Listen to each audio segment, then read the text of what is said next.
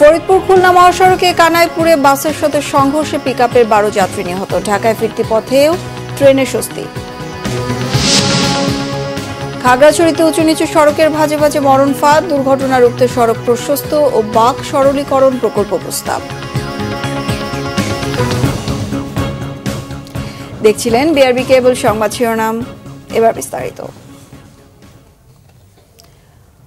ফরিদপুর খুলনা মহাসড়কে বাস পিকআপের সংঘর্ষে 12 জন নিহত হয়েছে। ময়মনসিংহের 2 বাসের সংঘর্ষে নিহত হয়েছেন 2 জন।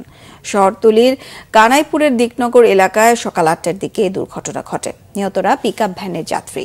পুলিশ ও স্থানীয়রা জানায়, ঢাকা থেকে ছেড়ে যাওয়া মাগুরাগামী ইউনিক পরিবহনের সাথে ঢাকামুখী একটি যাত্রীবাহী পিকআপের মুখোমুখি সংঘর্ষ হয়। এতে ঘটনাস্থলে নারী সহ 12 জন নিহত হন। পুলিশের ধারণা, একটি পরিবারের লোকজন পিকআপ ভাড়া করে ঈদের ছুটি শেষে ঢাকায় ফিরছিলেন। আহতদের চিকিৎসা চলছে স্থানীয় হাসপাতালে। এদিকে ময়মনসিংহের তারাকান্দায় 2 বাসের মুখোমুখি সংঘর্ষে নিহত হয়েছেন 2 জন। আহত অন্তত 25 জনের চিকিৎসা চলছে স্থানীয় হাসপাতালে। ঈদ এবং পয়লা বৈশাখের ছুটি শেষে রাজধানীতে ফিরতে শুরু করেছেন কর্মজীবীরা। দেশের বিভিন্ন প্রান্ত থেকে ট্রেন, বাস ও লঞ্চে ঢাকায় আসছেন তারা। পরিবার পরিজনের সঙ্গে ঈদের পর ফিরতি পথের যাত্রাটা স্বস্তিদায়ক ছিল বলেও জানিয়েছেন যাত্রীরা। তবে ভাড়া নিয়ে রয়েছে মিশ্র প্রতিক্রিয়া। বিস্তারিত জানাচ্ছেন সৈকত সাদিক। রাজধানীর কমলাপুর রেল স্টেশন। মঙ্গলবার ভোর থেকেই ক্ষণে ক্ষণে যাত্রী বোঝাই ট্রেন এসে ভিড়ছে এই স্টেশনই। দেশের বিভিন্ন প্রান্ত থেকে ঈদ ফেরত যাত্রীরা আসছেন নিরাপদ এই বাহনে। পরিবার পরিজনের সঙ্গে ঈদ করার আনন্দ, এরপর যথাসময়ে কর্মস্থলে ফিরতে পেরে খুশি সবাই। ঈদের আগে গেছি, বাবা মা ভাই বোনের সাথে মোটামুটি ভালোভাবে ঈদ করতে পারছি, আলহামদুলিল্লাহ। বাসায় অনেক ভালো, সবার সাথে অনেক ভালো লেগেছে। কাজিনদের সাথে ঘুরে বেরিয়েছি। না, ঈদটা গেছে খুব আনন্দের মধ্যে গেছে। আর জার্নির মধ্যে তো ট্রেনে বেস্ট, আমরা ট্রেনে যাতায়াত করি। আলহামদুলিল্লাহ ভাই, কোনো সমস্যা হয় না। আসার সময় একটু ছিল, আপনার লেট ছিল ট্রেন, কিন্তু এটা টলারেবল আর কি। ট্রেনের সিটের চেয়ে অতিরিক্ত যাত্রী নেয় কিছুটা ভোগান্তি সইতে হয়েছে তাদের। ট্রেনের অবস্থা তো খুবই খারাপ, খুবই গ্যাদারিং। ট্রেনের মধ্যে পা রাখার মতো জায়গা নেই। টিকিট থেকেও আমরা আসলে সিটে উঠতে পারিনি। শেষমেশ জানালা দিয়ে ওঠার পর্যায়ে চলে গেছিলাম। ঝামেলা ভোগান্তি এড়াতে অনেকে আবার ঈদের পর গ্রামে নিজের বাড়ি বা আত্মীয় স্বজনের বাড়িতেও বেড়াতে যাচ্ছেন। দূরপাল্লার বাসে আসা মানুষ নামছে গাবতলী, কল্যাণপুর, মহাখালী, সায়দাবাদ, যাত্রাবাড়ি ও গুলিস্তান এলাকায়। তারাও জানালেন বাড়িতে ঈদের আনন্দের নানা স্মৃতির কথা। ভাড়া নিয়ে মিশ্র প্রতিক্রিয়া তাদের। ঢাকা শহরে তো সেরকম কোনো জায়গা নেই বাচ্চাদেরকে নিয়ে ঘোরার মতো। গ্রামে অনেক জায়গা আছে, এখানে সেখানে গাছপালা আছে, প্রকৃতিও দেখে আসলো বাচ্চা পোলাপান। ভাড়া সবসময় যে ভাড়াতে যায় সেম ভাড়া, বাড়তি রাখা নেই। আলহামদুলিল্লাহ সব মিলিয়ে ভালোই কাটছে, পরিবারের সাথে ঈদ। এছাড়া বরিশাল, পটুয়াখালী, ভোলা সহ দেশের দক্ষিণাঞ্চল থেকে ঈদ ফেরত যাত্রী নিয়ে লঞ্চগুলো সদরঘাটে ভিড়তে থাকে ভোর থেকে।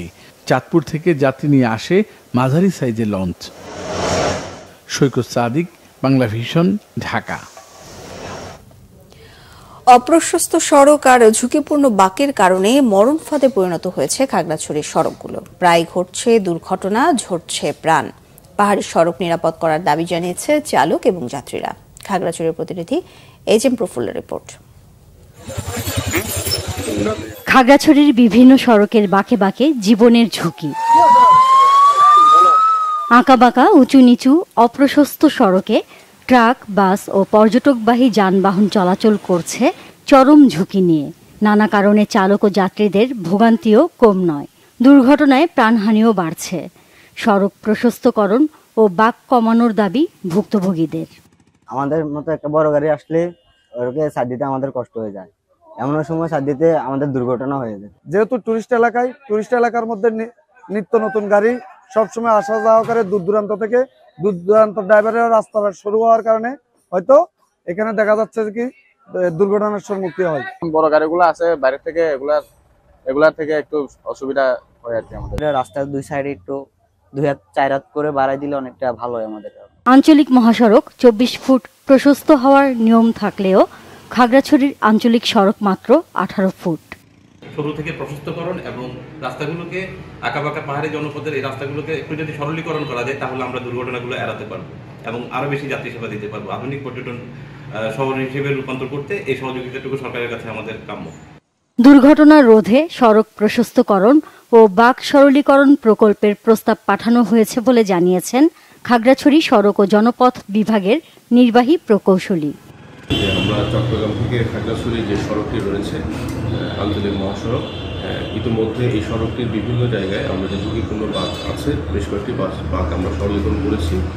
অচিরেই এসব বাঁকজনিত যে সমস্যা এবং এতে মানুষের যে ভ্রমণের জন্য যে সময় সেই সময় কমে আসবে, মানুষের চলাচল অনেক নির্বিঘ্ন হবে এবং মানুষজন খুব নিরাপদে চলাচল করতে পারবে বলে আমরা আশা করছি। সড়কে মৃত্যুর মিছিল থামাতে দ্রুত কার্যকর পদক্ষেপ চায় খাগড়াছড়িবাসী। Bangla vision news desk. এই ছিল এখনকার মতো, পরের সংবাদ সকাল 11টায় দেখার আমন্ত্রণ রইল। এছাড়া বাংলা ভিশন সংবাদ সংশ্লিষ্ট অনুষ্ঠান দেখতে ভিজিট করুন www.bbnews24.com ও facebook.com/banglavisionnews। সাবস্ক্রাইব করুন youtube.com/banglavisionnews। সঙ্গে থাকায় ধন্যবাদ সবাইকে।